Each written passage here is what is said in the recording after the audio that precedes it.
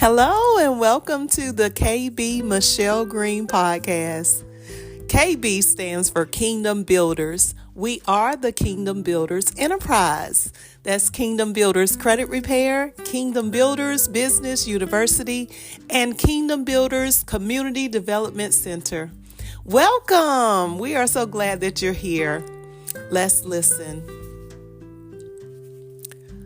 So today, I found out that my grandmother's sister passed away this morning, and immediately I picked up the phone to give her a call. Not really sure of what type of mindset she would be in on the other end. It made me sad because as we live, we too shall die. And I had been thinking about all of the family members that we have in our families that used to be around, and the things that we used to do to visit one another, and how we were able to enjoy one another. Excuse me. And we were able to, where we've been able to really get with one another and just really enjoy one another, being in each other's presence, sharing our life and things that have happened to us and for us, and, just being able to enjoy the family. And I was just thinking about that as I was in my prayer moment this morning. But then when I finished and I looked at my phone, and I saw that I had a message regarding my grandmother's sister who passed away. It kind of just was like, whoa, this is why we need to be grateful for life. This very reason, because we don't know when someone is going to pass away. We don't know what the hour, whether it's going to be daytime or nighttime, or whether it's going to be in an accident or in a sickness or anything. We don't know how a person is going to leave here.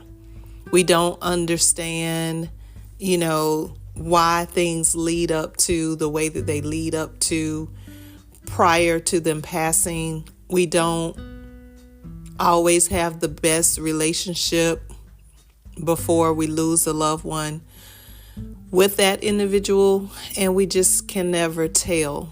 But when I got on the phone with my grandmother was sort of uplifting. I wanted to cry. I wanted to cry for her losing her sister, because it was only 3 of them and now there are only 2 of them. And I was just thinking, like, out of having 11 siblings, and now she's down to her father and mother have passed away, and all of her siblings except one other now is alive. Of course, she had nieces and nephews. Some of those have passed away, and she's had cousins that have passed away.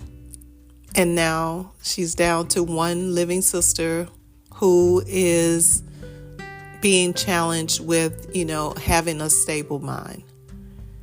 And that has to be so difficult, even though she just turned 99 years old. My grandmother just turned 99 a few weeks ago. And the thing is that, that is such a blessing for her to still be here. But to realize that if you live a long, long time, like God promised, 120 years, then you get to watch everyone else pass away. You get to see people who you never thought that you would be without, that are no longer here. And some of us may already be in those scenarios where it's just us and there are no other family members that are alive that came from our original bloodline. Some of us may be in the situation where we feel like we're alone, even though we may have family members. Maybe there has been a dispute or some kind of disagreement to where we don't even know our family anymore.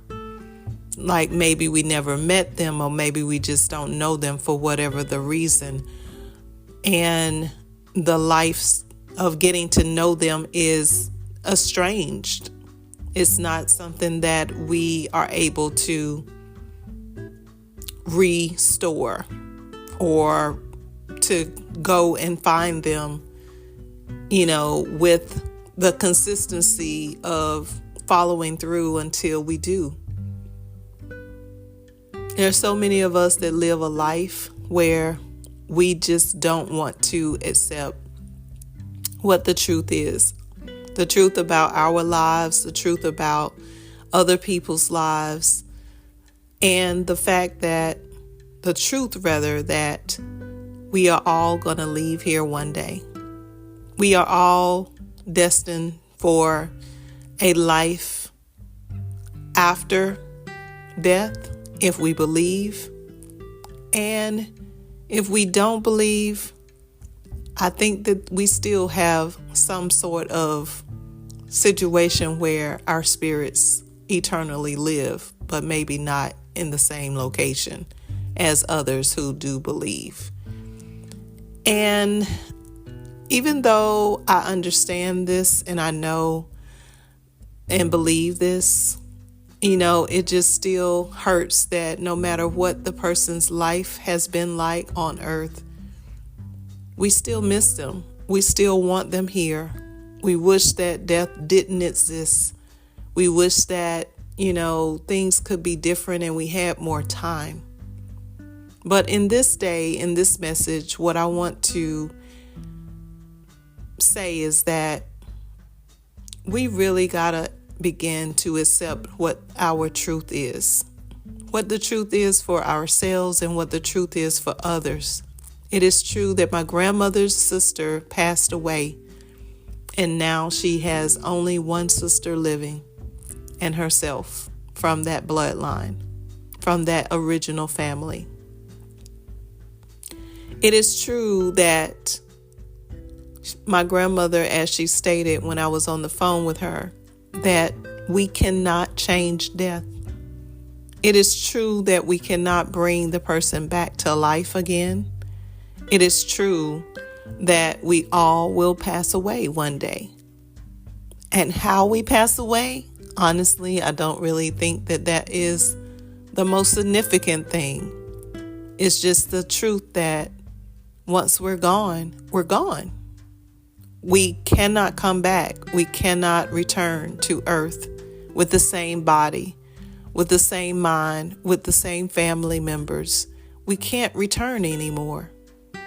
And I think that this, even prior to hearing this news, really just brings me to a place of gratitude. Gratitude for being able to live in the present moment. Gratitude for the things that God has blessed me with. Gratitude for just having breath in my body, in my lungs.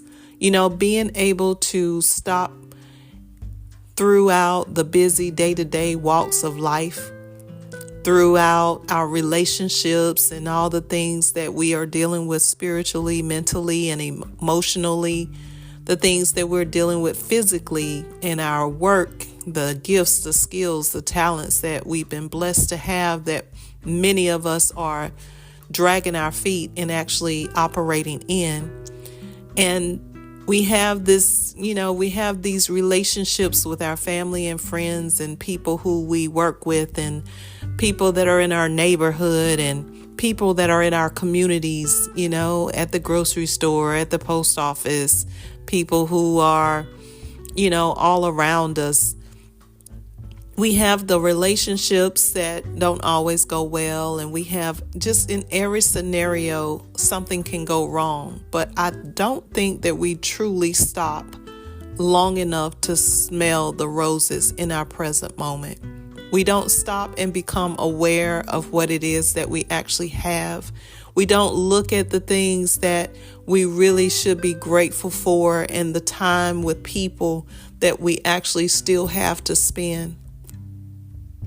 We don't appreciate very well. We don't even approve of people very well.